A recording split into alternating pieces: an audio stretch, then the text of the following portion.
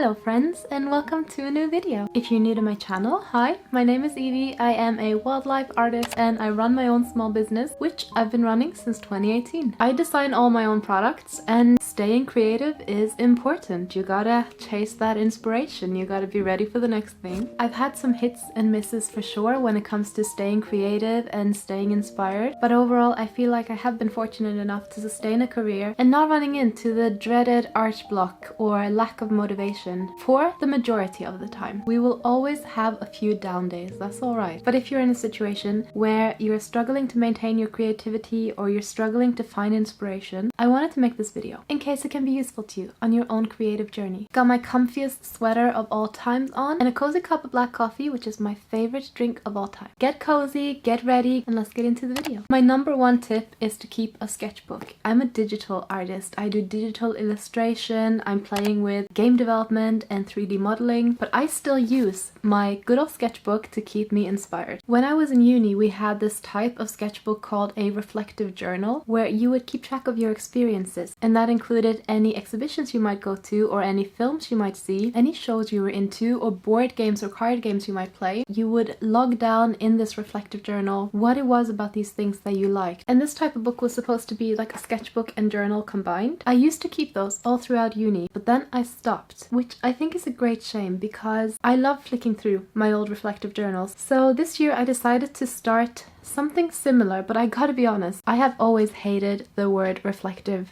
journal or the saying reflective journal. So I've renamed mine a memory sketchbook, and that is what I'm keeping in 2025. And one thing I deeply regret not doing with my reflective journals is I never added any photos. I think adding photos would have been such a fun thing to do. Like, what was I wearing at the time? What was my locations and my surroundings looking like? What type of things caught my eye and what did they look like versus how I drew them? I feel like that would have been such a fun thing to look back on, and although I don't like to think that I regret the way that I made them, I definitely want to change it for the future so that future Evie of 2030 can flick back to 2026 and see what she was up to, both in drawing, writing, and in photography form. When I thought about this way of keeping a journal, I was a bit worried about how I would add photos to my journal because I don't want it to be a whole thing of like putting them onto my computer and then printing them out and having to cut them up and things like that. I want it to be easy. And that is when I remember that when I first started my small business back in 2018, I had a little Phomemo printer. It was one of the first things that I bought for my small business. And so I reached out to Phomemo and asked if they wanted to do a collaboration, and they said yes. So they sent me a little printer and I've been using it for my memory sketchbook. These printers are super handy. They fit in your handbag, the charge lasts for a long time. You can bring them to a coffee shop and do your journaling there. They're also affordable, and I have a 15% discount code for you in the description if you want to check that out. Thank you so much to Phomemo for gifting me this beautiful printer, which I will be using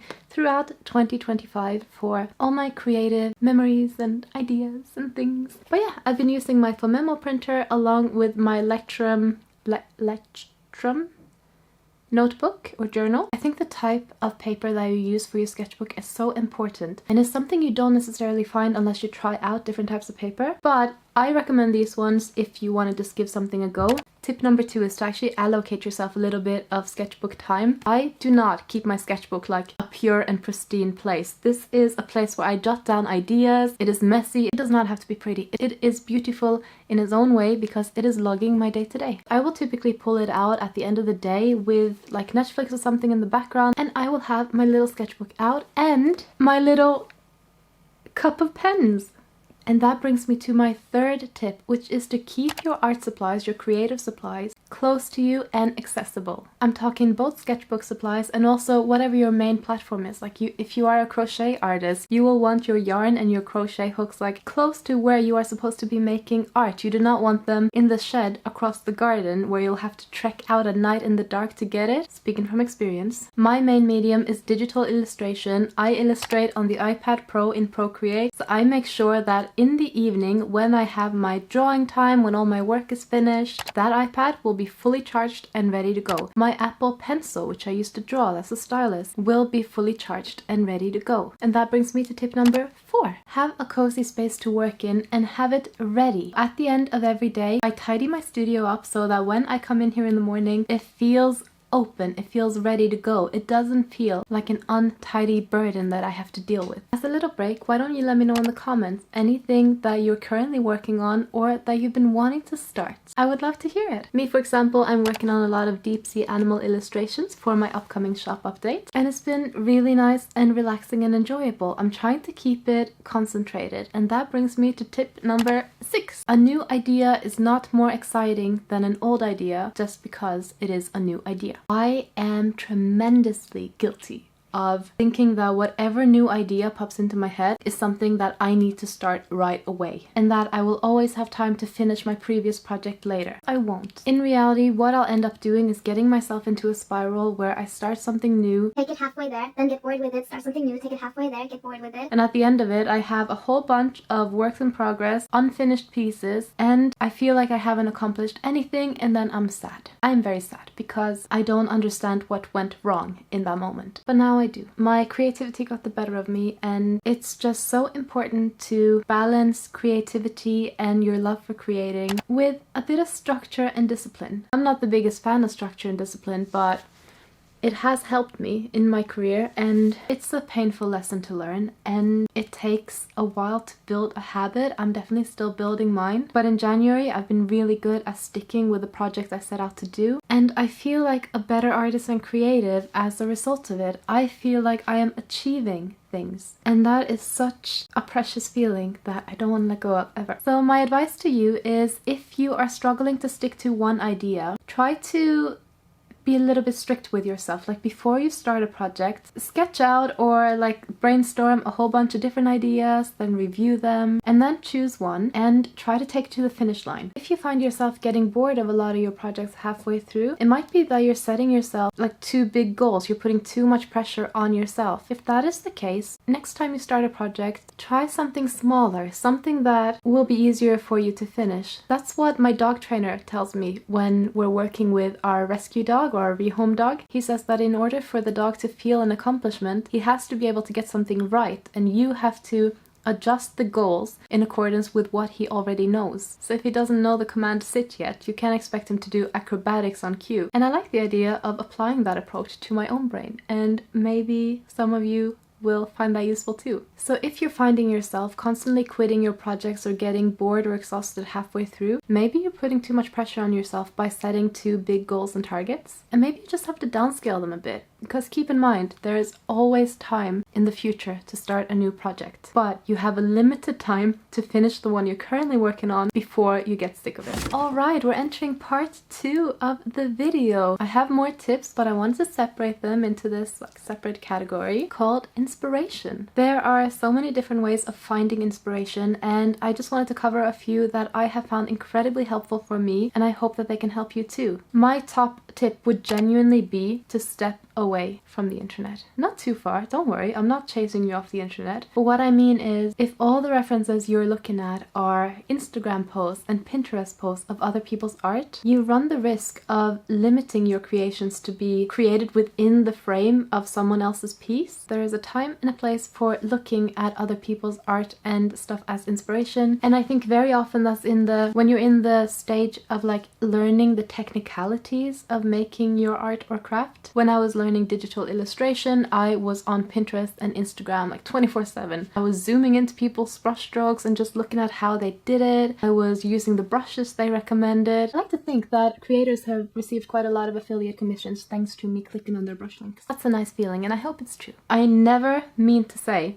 that you should step away from the internet entirely. I would never say that. I love the internet. But I also love the outside world, and when I think about the groundbreaking moments in my own creative career, they have all happened when I stepped out of my studio space, out of my comfort zone. When I first started drawing in a more like swirly floral aesthetic that eventually developed into what I have today, that all happened because I was carrying my sketchbook around on my way to my new flat, which I was so scared of because it was so expensive and I was fighting every month to be able to pay the rent. But they had a little koi pond in the garden, and all these kois were like swimming around, and one of them stuck its head up and it did this like bob bob type motion. I went over to the pond and I was looking at all the swirls and how how they were kind of forming little patterns in the water, and I started drawing them, and my art dramatically changed almost overnight. I mean, I had found a technique that my brain had formed for me, or my mind and my creativity had formed. It was not something that I saw other people do. It was something that came from the way I interpreted the world. And that particular part of my art style is something that I get comments on all the time, like, oh, it's so different. Sometimes it's not good, but for most of the time, I like to think it's good. Stepping out of your comfort zone and into the world is definitely a nice way to find inspiration, but it is not the only way. So if you are more of a homebody, as am I do have some other recommendations as well. Starting with nostalgia. Think about the things that inspired you to create when you were a child. What films did you watch? What shows? What games did you play? What toys did you have? What were your friends into? Where did you live? Where did you grow up? Where did you go to school? If you do want to remember your school days. I'm half and half. Picture books that you used to read when you were a child that would inspire you or just catch your attention. For me, I mean, Eric Carle and The Very Hungry Caterpillar, that was a groundbreaking book. It inspired so many of us, didn't it? I was heavily into Pokemon, and I absolutely adored collecting Pokemon cards, and I still do to this day. I love toys from the 90s. I grew up in the 90s, and the Game Boy Color was coming out, and I wanted one so bad. I wanted the lime green one with a Pokemon game in it. I didn't get it, but I used to sculpt it in clay whenever I got a chance. I would sculpt my own Game Boy and then make the little cartridges and pop inside. It's not sad, it's cute. The age of 18, I remembered like that obsession with Game Boys, and I went onto eBay and I bought a whole bunch of used ones, and I still have those Game Boys in my games room down the hall. Occasionally I will fire one up, and they're just such cool things. And I do feel like connecting with that nostalgia in my heart and in my soul and down the hall in my games room. Just keeping that nostalgia so close to me definitely fuels my creativity. Shows that I was particularly into include Powerpuff Girls, Totally Spies, Dexter's Lab. I used to sit inside and draw those like all summer long. We would have like 4 weeks off from school in the summer, 5 if we were lucky. I would just sit there and I would draw everything I saw, all the props, all the furniture, and it heavily influenced my art style. Now, I don't draw like that anymore, but I learned to draw from those exaggerated shapes and those creative moments that those art directors and artists had created to show us. If only I had a reflective journal back then. Let me know in the comments, what was your favorite show or film to watch when you were a child? Oh my gosh, did anyone watch Hamtaro? It might have just been the cutest thing in the whole wide world. And then you have another way of finding inspiration, which is to look at shows and films and documentaries that are within your field of interest or your niche. Me, for example, I love wildlife, I love plants, I love nature. Part of what inspires my work is to watch wildlife documentaries, Blue Planet, Planet Earth, and then I also love watching independent scuba divers on YouTube that take you along on their snorkeling hikes and things. Snorkeling hikes, that doesn't, well, you know what I mean. If you want to see a cool independent like scuba diving documentary, look up Bubble Vision, and I think it's called Into the Muck. It's just such a beautiful documentary about diving in Indonesia, and oh, it's gorgeous. It's gorgeous. It's how I learned about frogfish. But this is exactly what I mean. Like, sometimes these things can just dramatically open your eyes to new things to draw or to create, or remind you of why you fell in love with it in the first place. I love collecting reference books. I have a lot of natural history books. I have books on wildlife in the ocean. I have collected over the years, and I frequently bring them out and just flick through them looking for inspiration. Like, what animals can I draw? I think there's something about flicking the pages as well. You feel you become a bit more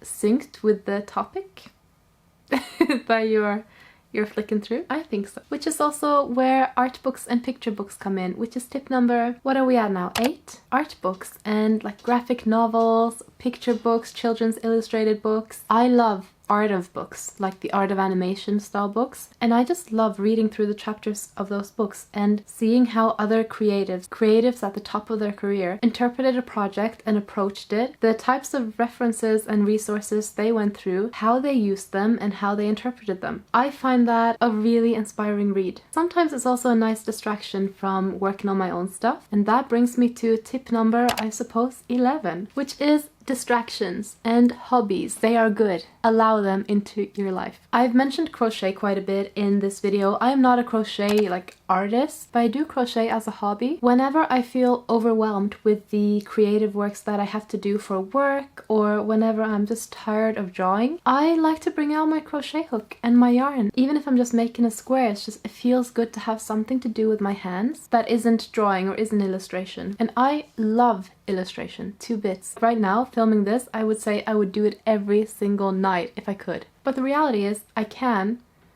and I can't. You need a bit of variety. You need to give your mind, your creative soul, a little bit of a break. And that doesn't have to be another creative hobby. It just has to be something that allows you to reset a little bit. I do think it needs to be stimulating in some way. So for example, if you're just laying down and watching TV, I mean, that is great for rest. And we all need rest. But when I say hobby, I think more about like picking up a board game or a video game, something where you're interacting with. Maybe you collect a specific type of gaming card, like you know that I do. Or maybe you are a crochet artist who likes to draw on the side as a hobby. I have had a lot of cozy creative hobbies over the years, and this year I'm trying to be really good at sticking to just 1 or 2. The 2 I've chosen are crochet, so I'll be crocheting for fun in 2025. And the other one is gardening. I love the feeling of being able to grow a plant from seed. I only started in the summer of 2024, but it's been such a satisfying process. I also love gardening because it inspires me to create. My art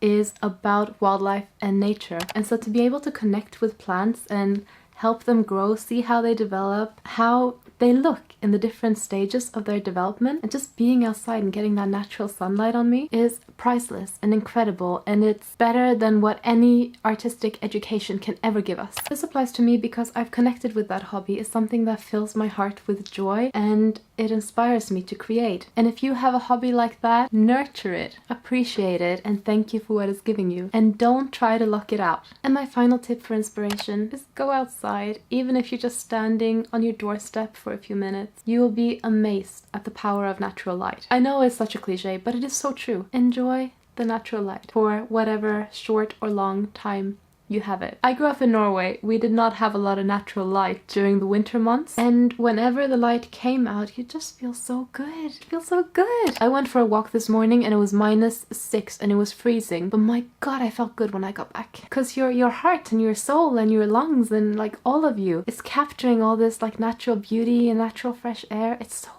It's so good, guys. Please remember, allow yourself to rest. Try to put a little bit of pressure on yourself to stay structured, but don't force yourself to create all day long and every single day. We need to let our bodies reset. We need to let our minds disconnect and recharge. And even though it might feel incredibly unproductive to take a break, you might find that it is actually one of the most productive and important things you will do in your creative week. Thank you so much for watching this video. I hope it helped you. If you're interested in your own Fomemo printer, there is a discount code in my description. Thank you to Fomemo for the wonderful gift. If you enjoyed this video, please subscribe to my channel. It'll help the community grow. I post new videos every Tuesday and Friday. That's my current upload schedule. I will hopefully make more helpful content.